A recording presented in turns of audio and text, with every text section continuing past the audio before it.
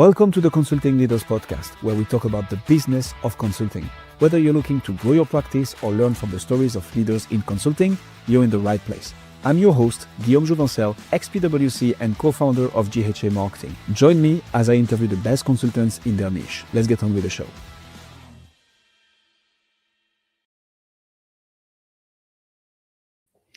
Chris, welcome to Consulting Leaders.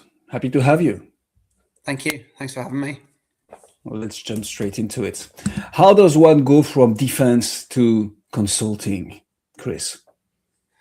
So in my last 6 years of defence, I was I was a communications manager in the British Army, and that was mainly focused in handle operational deployments and planning, which took a lot of pre-planning and organisation to be able to enable multiple people and equipment to get into multiple places all over the world quickly.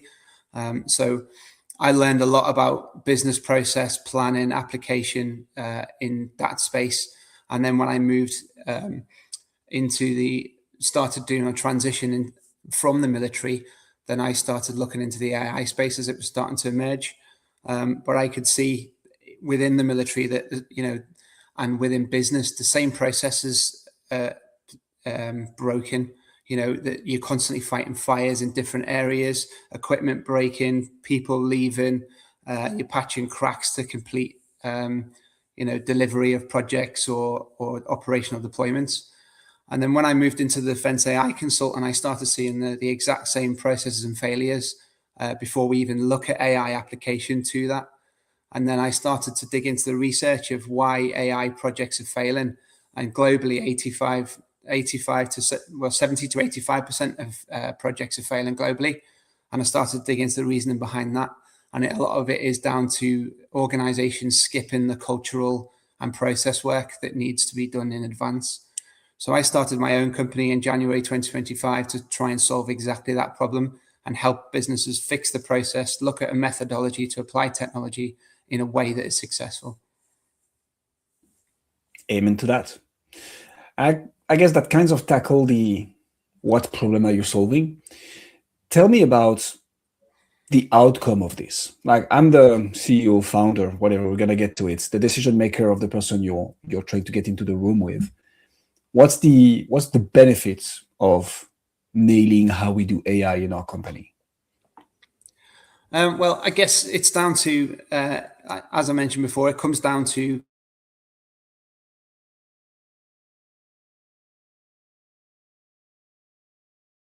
take hours to be able to complete tasks or upload spreadsheets or move data between systems. So a lot of that work doesn't have significant benefit. You just have a tangible benefit of the end result.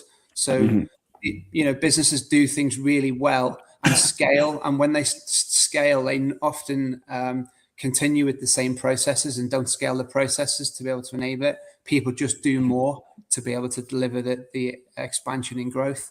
So the idea is to show people how to do things simpler, faster, have quicker access to data, and then take away the processes that take long to achieve without any tangible value. And if that's done for them, to be able to let them make the informed decisions to take the next step, then that's where it's really important. And when you see the difference that makes, especially to business owners who've been carrying that sort of pressure, for me, when I go back and see them a couple of months later, then you can see how much healthier they look, how much less pressure is on them. And that's the sort of reason behind why I do it, because I get a massive sort of feeling of rewarding from that. Who is it that you're helping specifically, Chris? Like, do you have a specific niche, industry, targets, company size? Who is it that you're working with? Yeah, we focus on small to medium enterprises. So MDs and CEOs and primary decision makers, really. We work in the e-commerce space, regulated finance and industries and defense firms, regulated industries and defense, obviously, with my background in security. And so it's a natural sort of progression across. So sometimes I'll speak to a CMO who'll open the door, but obviously the MD is the decision maker and the finance director will write the checks. But I specifically focus small to medium enterprises because in an enterprise itself, it's really slow moving. There's a lot of decision-making processes to go through before any change happens. Whereas, the smaller businesses can make decisions quickly, they can move quickly, and they can see results far quicker. But they all share the same problems. They've got broken processes and clunky systems, and they waste money every week. And the idea is to try and stop the wastage and improve the growth. Okay, I like that. And I think so. A lot of things make sense. You're coming from the defense space, regulated finance space, heavily linked. How do you market? How do you brand, Chris? Because you're trying to talk to MDs and CEOs of SMBs, which is quite broad. Then you have e-commerce, regulated finance space, defense, which all makes sense. But then the challenge comes in as, how do you get those people to knock on the door and being like, hey, we have an AI problem, you're our guy. Can you tell us more about what you do? What has worked for you marketing-wise to attract those leads? Yeah, the obvious thing is, I'm working with multiple different niches, whereas normally you would focus on one. But the main thing that gets people coming to speak to me is trust. So, I talk about the safety of AI and the governance and how to protect your own companies. I give away a lot of value in using things like the AI manifesto to tell a really quick one-page document that tells everybody in your company what they can and can't do with AI, what systems are approved and what are not, what information can and can't go in there. And, that's a quick win for an MD to be able to say, right, let's put this together, spend a day doing this or a morning doing this, and then tell everybody. And what that does is it frees up the pressure of people in a company that are scared of getting it wrong. And so LinkedIn is a massive area for me to build a brand, and I can do that without being in the room. But where I really can give out a lot of value for free is being in the room and speaking to these MDs and CEOs. And I'll go to a lot of network events. I do speaking events and, really great podcasts like this to be able to get your name out there and tell people what you actually do. And that for me, the generosity of giving value builds trust, and it obviously shows your expertise as well. That makes sense. The question I kind of have then is, how do you build that trust, Chris? What methods do you use? So delivering an exceptional work, I get it. That makes sense. 23 years of credibility building in the defense space. But now that you have your firm, what has worked for you to build that trust so that when people come to you, they're already kind of, nurtured to the idea that you might be able to help? Yeah, I don't do a lot of cold outreach. I do very minimum cold outreach, and a lot of my inbound comes from referrals. So I either speaking events I've been to, I've gone, you need to speak to this guy, and then I've had intros, warm intros that way. And I constantly put new case studies and new blogs and things on various different mediums to show people what's working, what's not, success stories I've had, case studies that we've done, to be able to show what we're doing and how we're delivering it, to be able to build that trust. And normally, the sales cycle isn't as a quick sales cycle. And that's probably one of the first things I learned as being a new business owner is, that sales cycle isn't everybody needs AI, so everybody wants AI. It's not the case. It takes time to build up that trust and multiple touch points and multiple conversations before that moves forward. So a little bit of cold outreach, speaking engagements. It's interesting about the blogs. I'm not getting this answer a lot on the podcast just because people think nobody's reading anymore. Can you tell us a bit more about that? So case studies, I suspect those are going to be written, blogs as well. How do you think about writing stuff that drives B2B business results? And how do you measure? How do you make it work? How do you build it so that it drives the impact that you want? Yeah, I use LinkedIn to build sort of an idea and something that I wanted to talk about. And then, if that gets a lot of traction, then I'll expand on that into an article in LinkedIn, and then probably maybe move it across into Substack. And then I also move things onto the website as well, because the AEO space of, being able to be found in search engines and talking about certain things. So if it's a hot topic, then I'll put sort of guidance and in a blog on there that I put onto my website, so people can go and see that, and also search engines can find my website through that. That does make a lot of sense. How do you move from those introductions, those speaking events, this content on LinkedIn and on your website? How do you move from all these, so that reach, that trust building, to a conversation, a sales conversation, an SOW, a letter of engagement? What does sales motion look like for you guys? Yeah, so obviously my experience is in defense, and my business partner is an ex-IBM VP who's been in the business growth industry for 15 plus years. So between the two of us, we can bring both business acumen and growth experience, and security and governance experience, as well as AI implementation and transformation. So as a whole package, it's really appealing to those people. And then when we get into a sales call for, around about 45 to 60 minutes, we're not interested in trying to sell AI. We don't talk about tools or anything on the call. What we want to know is about the business, what their genuine business problems are, offer some early value and quick wins, and see if there's an opportunity where we can help. And if there's a fit, we can come and spend the day in person with them. We don't do discovery online. We sit in the room with all of the senior leadership team, because there's a critical importance for me and Tim about being in the room with our clients. And then you can see the reactions, you can meet the team personally, and you can see what the pain points are. And then we'll create a report, present that back to them with our opportunities and findings, what we've learned from it, and where the opportunities we see where we can apply AI to it. And again, we still don't talk about tools until we start looking at implementation. I like that in-person aspect of it. Does that mean that you only do business with people you can reach physically, Chris? Or how do you do when there is, I don't know, a lead from the other side of England, or potentially, because I'm going to suspect, US companies need AI support as much as UK ones do. So that's great. I love it. I'm going to do more of this myself once I arrive in the US. But do you do it in all the cases? Only for the people you can reach? How do you think about this in-person versus virtual meeting a prospect? Yes, my target market is UK SMEs currently, and I'll talk about it later in the podcast about where the expansion is going to be. But it doesn't really matter where in the country they are. I've got clients that work in the high north of England down to the south where we're based. So the geographical aspect of it doesn't really matter. We'll still travel and do the discovery in person wherever possible. That makes a lot of sense. I like it. Tell us about this expansion. What are you thinking?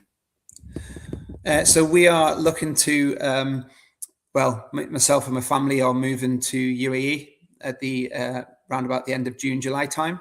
So we're expanding the company over there and taking the lessons where they're a lot further ahead in the AI space, and being able to take those lessons and then apply them back to the UK market, who I'm already working into. So expanding into a new area that's further ahead, but working back into UK also. That is a very interesting choice. I don't want this podcast to become political, but right now, this is an interesting decision, Chris. But on the other hand, I know how much more business there is. We are in touch with a few consultants who did the same move, just because they are moving so much faster, not only in AI, but data centers, like the whole infrastructure that is going to support this AI expansion and development. It does make a lot of sense. Talk to me about retention. You're working with an SME, you help them with all things AI.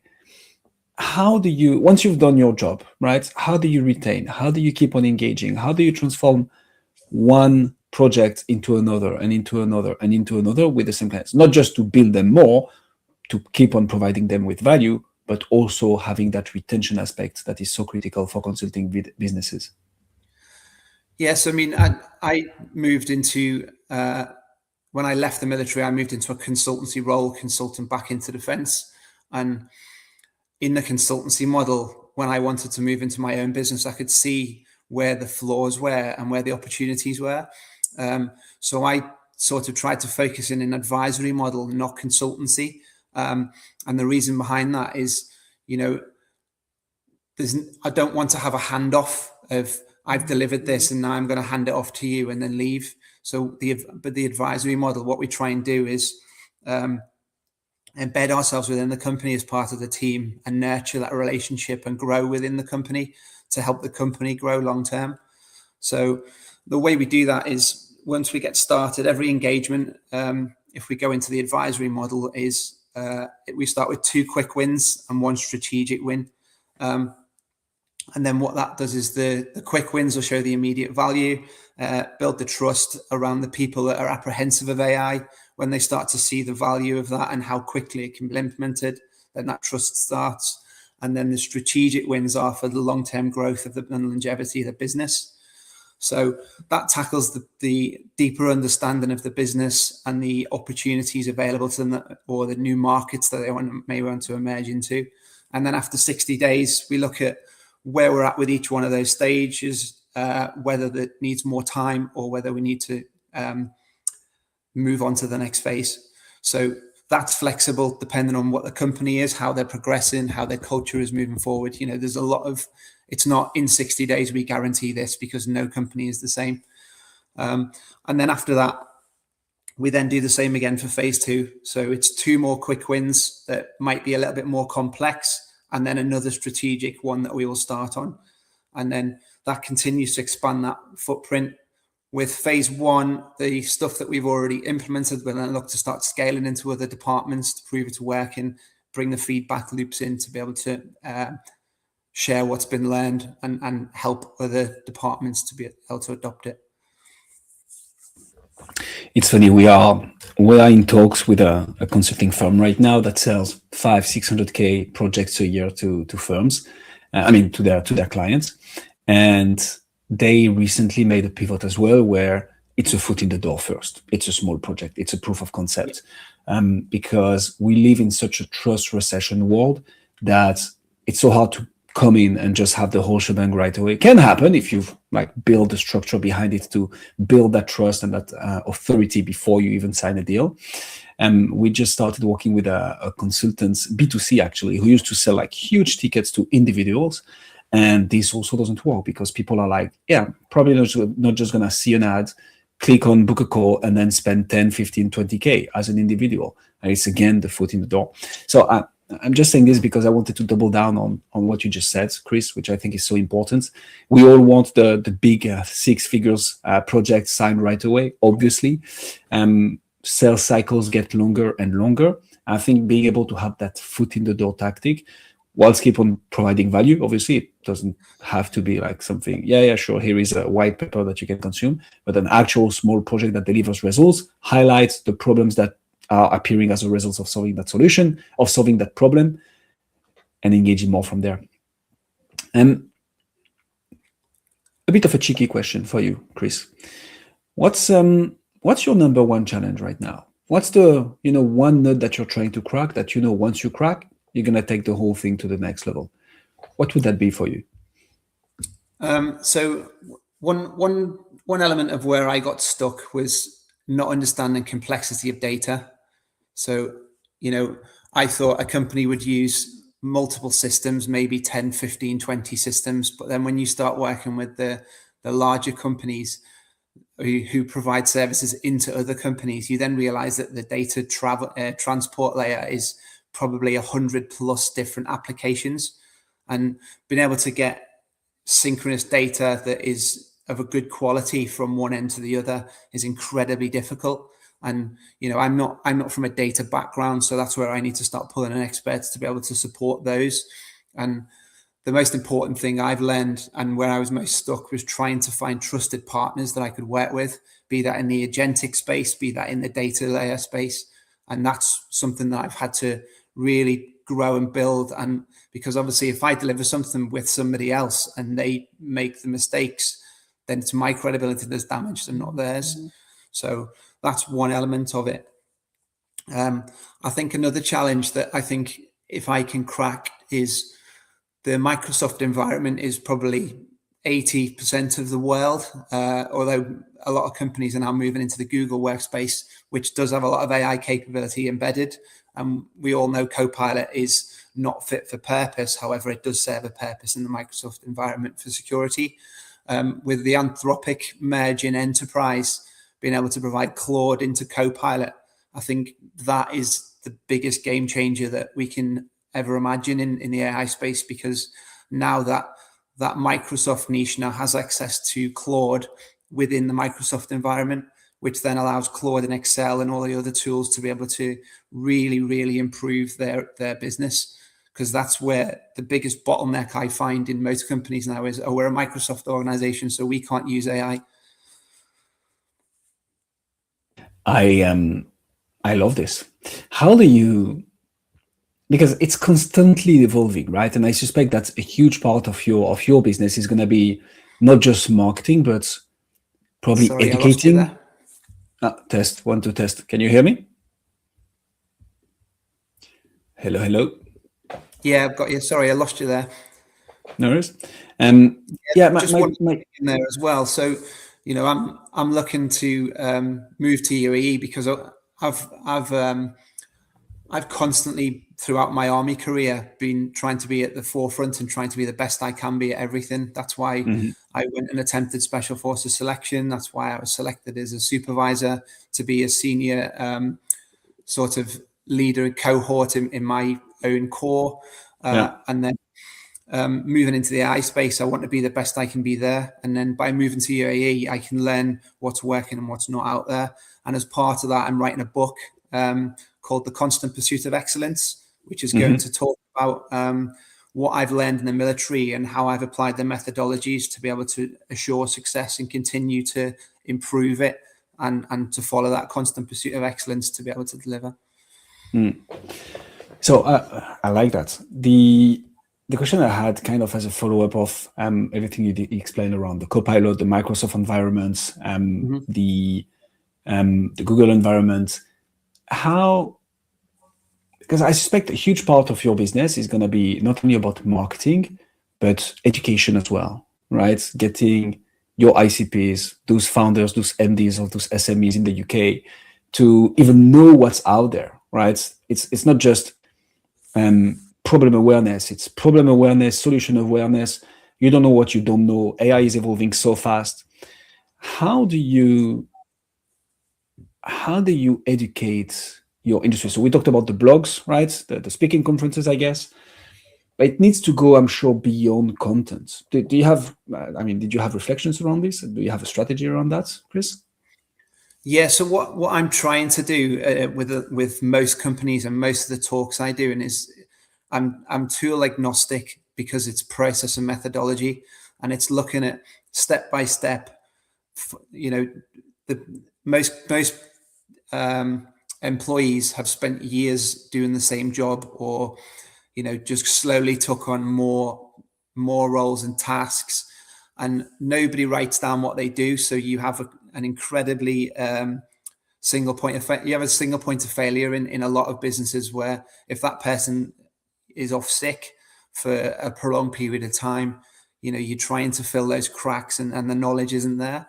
So that, with the technology moving so fast and those sorts of issues, it's been able to standardize the processes so that it doesn't matter if it's an AI agent in that place to be able to automate certain tasks. If a person can stand in for somebody else, if it can augment the person who does that role to take away some of the tasks that they do so that they can focus on higher tasks. And it's about building a methodology behind that, rather than being able to show them tools that can fix problems quickly, because it's about building it as the technology develops. You just apply the same methodology to the new ones, and then you can swap in the tools and as they develop, and it doesn't matter because the methodology stays the same. I like that. On the other side of the coin, what's one of the biggest opportunities that you're looking forward to work in your industry in the next 3 to 6 months? We talked about challenges. What about opportunities? So obviously we've touched on it already, but the opportunity for me is, the bi-directional learning model by moving to the UAE. It's a massively expanding market, AI over there. it's already embedded in government, whereas the UK's government AI is still in its emergence phase.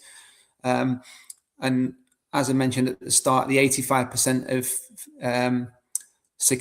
failure rate of AI solutions. So focusing on the 15% and seeing at the 15% over in UAE, how that works, what's working, what isn't working, and then applying that to businesses in the UK that I'm working with who are not at that stage yet, but will come to there in a few months, and preempting those. So that's one element of it. And I can then refine the methodologies I already use based on new learnings and apply them to countries all over the place, all over the world, where they are at all different stages. So I think that's the biggest opportunities to me. I like it. And it does make a lot of sense. Chris Duffy, ladies and gentlemen. Chris, if people want to find out more about you, see what you do, where should they go? Yeah, so you can find me on LinkedIn, Chris Duffy, CAIO, or you can see me on the website, which is www.IgniteAISolutions.co.uk. We'll put all the links in the description. Chris, thank you so much for coming on Consulting Leaders. Thanks very much for your time. Thanks for having me. Thanks for joining us on this episode of the Consulting Leaders Podcast. We hope you learned valuable lessons on how to grow your practice and take your business to the next level. Make sure to subscribe and leave us a review wherever you're listening to this show so you never miss an episode. To apply and be a guest on the show, click the link in the description. See you next time.